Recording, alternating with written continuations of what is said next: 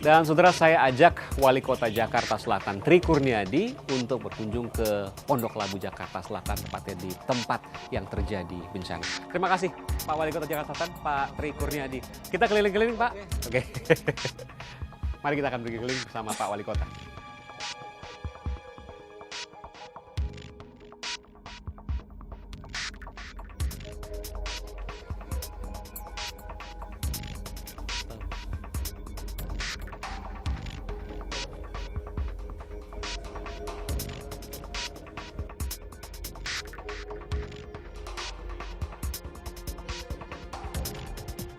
Dan saudara, saya sudah bersama dengan Wali Kota Jakarta Selatan, Pak Tri Kurniadi. Dan bukan hanya Pak Wali Kota, ada juga Bu Lurah Pondok Labu dan Pak Camat Cilandak, Ibu Fauzia. Terima kasih dengan Pak Camat Cilandak. Pak siapa? Pak Tommy. Terima kasih Pak. Jadi saya ajak untuk belusukan Pak, untuk melihat apa yang terjadi sekarang. Kalau yang terlihat di gambar adalah yang mengerjakan ini rakyat Pak, yang mengerjakan ini warga, bukan dari pihak pemerintah. Padahal bahayanya nyata sekali, bahayanya sangat tampak di depan mata bahwa mereka bisa terjadi sewaktu-waktu memunculkan korban. Apa jawaban Bapak terkait ini? Betulnya kemarin kerja Pak, betul hari ini kerja sedang membuat trasenya. Kita lagi bikin trase kali ini. Trase itu Pak, jalurnya? Trasenya untuk berapa sih kali yang akan kita lebarkan lagi nih? Ini akan dilebarkan? Iya, bukan akan di ukuran yang pas gitu, diturap kembali nanti. Ini akan kita turap kembali, tapi kita membuat trasenya dulu. Tapi ini udah hampir 10 hari Pak, dari hari Jumat pekan lalu. Dan ada korban juga persis, hanya beberapa meter dari tempat kita berdiri ini. Tentu berkejaran dengan waktu, nggak bisa lama-lama Pak Wali Kota. Kebetulan tadi seksi tadi pindah posisi Pak, mengukurnya. Karena memang banyak sekali yang kejadian seperti itu. Ya, petugasnya sedikit, nah ini kita sudah dilakukan. Petugasnya sedikit Pak? Ya, artinya pengukurannya orangnya sedikit, jadi harus dibagi-bagi, gitu. Kemarin sudah ini, sekarang pindah di Kali Kerukut sama semua warga juga. Adakah ini menjadi prioritas bukan hanya tempat ini, karena yang Oh saya iya, dapat informasi Pak, ini. ada beberapa kilometer sepanjang apa saya sebutkan sungai atau saluran air Saluran ini. PHB ini. Iya, saluran air ini, dan memunculkan pemandangan yang sama, di mana turap-turapnya roboh yang kemudian bisa memunculkan, kita tidak berharap lagi ada korban selanjutnya. Jadi gini Pak, ini kemarin begitu kejadian, langsung hari itu juga batu ini kita singkirkan untuk supaya air tidak meluap kemana-mana. Kalau terkesan lambat, apa yang menjadi kendala, apa yang menjadi hambatan terbesar sehingga ada keterlambatan dalam membangun untuk keselamatan warganya? Ya, yang pertama kita jalur masuknya bahan ini harus pakai alat berat Pak? Harus alat berat dan itu lebih cepat. Kalau kita pakai gerobak, waduh itu makan lama. Berkejaran dengan curah hujan yang tinggi, semakin dekat. Kemudian juga material-material ini juga kita harus pikirkan bagaimana segera bisa masuk. Gitu. Tidak ada akses sama sekali di mana alat berat bisa masuk ke dalam sini? Sangat sulit. Ini yang kendala kita yang paling utama. Jadi berhari-hari ini memikirkan bagaimana alat berat bisa masuk? Iya, alat berat bisa masuk. Apa yang dipikirkan Pak untuk mengatasi itu, untuk memecahkan itu? Kita dengan Kepala Dinas Tata Air, kebetulan saya punya rencana ada rumah yang bisa kita terabas atau ada rumah yang bisa kita beli. Rumah dibeli untuk kemudian dihancurkan, alat berat masuk alat berat. Ya, seperti itu. Sampai harus seperti itu Pak? Harus seperti itu. Karena kalau nggak bisa kita.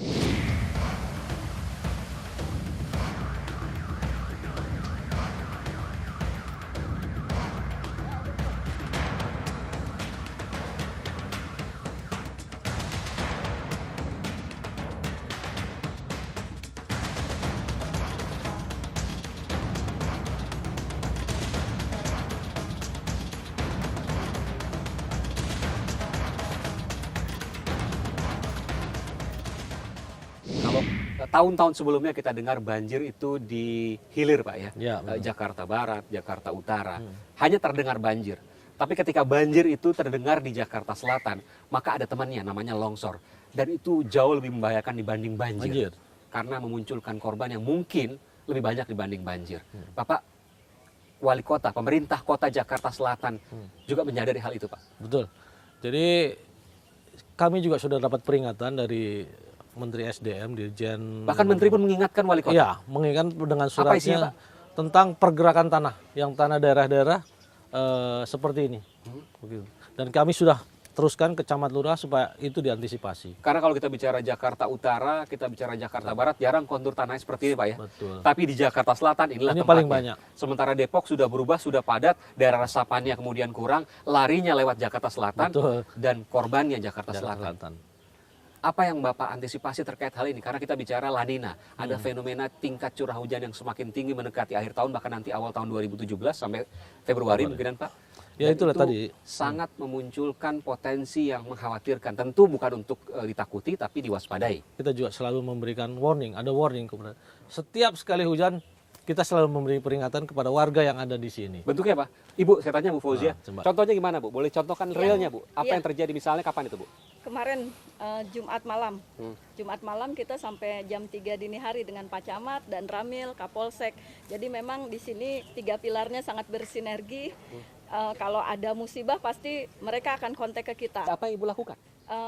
Kita mengevakuasi warga, yang dibutuhkan warga apa? Kita kan turun ke lapangan, terus melihat warga, Bu, kita butuh perahu, kita butuh tambang, kan gitu. Tanggap darurat dulu. Iya, Jadi penyelamatan mereka. penyelamatan awal. Oke. Kita mengingatkan warga masyarakat supaya semuanya keluar dari rumah. Setelah itu kemudian tanggap darurat selesai, mereka selamat, dan kemudian mereka sekarang bingung Ibu, apa yang harus mereka lakukan karena juga belum ada katakanlah tempat pengungsian misalnya. Apakah itu juga kemudian sempat dipikirkan oleh Bu Fauzia, Pak Tri? Ya, jadi kita siapkan tenda, tapi masyarakat kan nggak mau Pak, jauh dari rumahnya, karena mereka juga khawatir barang-barangnya hilang. Nah, solusi kita berikan bantuan natura Pak. Natura itu apa? Ya macam-macam, Indomie, kemudian selimut untuk mereka. Kita Kebutuhan hidup lah ya. Ya kebutuhan hidup, karena kan rumahnya basah semua, nggak bisa ada yang digunakan. Lihat saya ini kayaknya sih belum ada, karena saya sendiri sebagai warga juga belum pernah menerima bantuan. Sekedar air sama nasi bungkus sudah hal biasa, ya Pak ya. Tapi kalau bantuan material dan yang lainnya belum ada. Genangannya belum turun, ada korban meninggal satu-satunya dari kejadian ini, tapi mereka juga mengaku belum dapat bantuan. Jadi yang mana Mas Sudah, Bapak yang saya memberikan bantuan 2 juta udah dapat bantuan mereka. Kebetulan ketua RT-nya mengatakan seperti itu ke saya tidak tahu. Kemarin saya yang menyerahkan sudah dapat bantuan Oke. sudah Nah, dapat kita 2 juta tahu. mereka yang itu. Ada 5 orang yang kita beri bantuan 2 juta. Pak, terakhir saya tentu ingin Bapak menyampaikan apa yang bisa Bapak sampaikan kepada warga khususnya di Jakarta Selatan terkait dengan daerah-daerah yang mungkin punya potensi bahaya seperti ini. Himbauan saya kepada mereka yang memang tinggal di bibir daerah longsor. Banyak ya Pak ya? Banyak. Ada berapa Pak sudah didata kira-kira?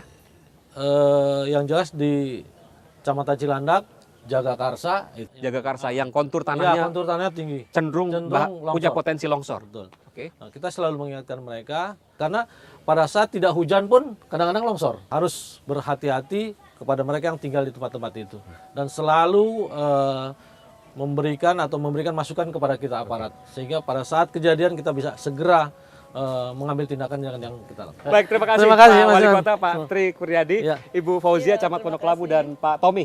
Jadi pengendalian, penataan, termasuk informasi yang diberikan kepada warga Iya. yang terancam bencana. Iya. Saya nggak berlebihan ketika saya katakan terancam bencana. Iya betul.